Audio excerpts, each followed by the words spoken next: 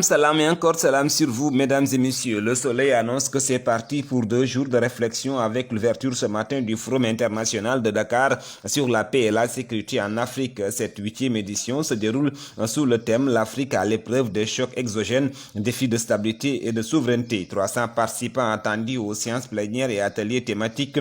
Outre Macky Sall, les présidents João Lorenzo de l'Angola, José Maria da Silva de Cabo Verde et Umaro Sissoco Imbula de la Guinée-Bissau sont attendus à l'ouverture des travaux ce matin, rapporte le journal. Le Forum de Dakar est une rencontre internationale sur la paix et la sécurité lors de laquelle les dirigeants mondiaux, chefs d'État et de gouvernement et décideurs s'entretiennent et discutent avec des acteurs et experts de divers horizons.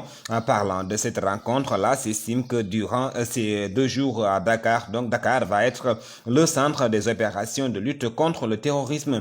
À propos de sécurité, observateurs signalent que le gouvernement sénégalais prévoit 380 milliards francs CFA pour le contrôle et le maintien de l'ordre dans le cadre de la loi de finances initiale de 2023. 277 milliards francs CFA à la gendarmerie pour renforcer la surveillance à travers des patrouilles et donc contenir toute velléité de troubles à l'ordre public.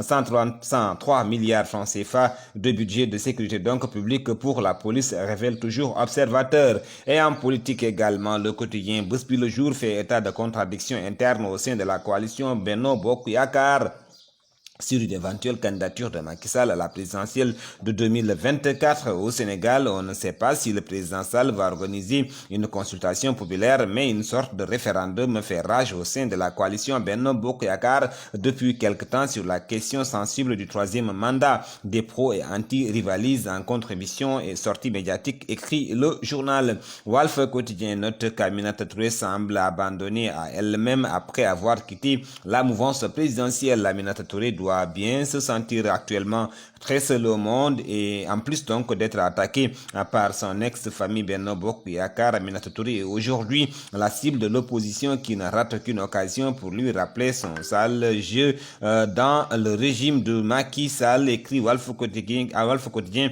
qui affiche à la une Mimi cherche allié. Sud Quotidien met en exergue la cherté des frais d'inscription et les fournitures scolaires et s'exclame à la une quand la scolarité plombe les parents.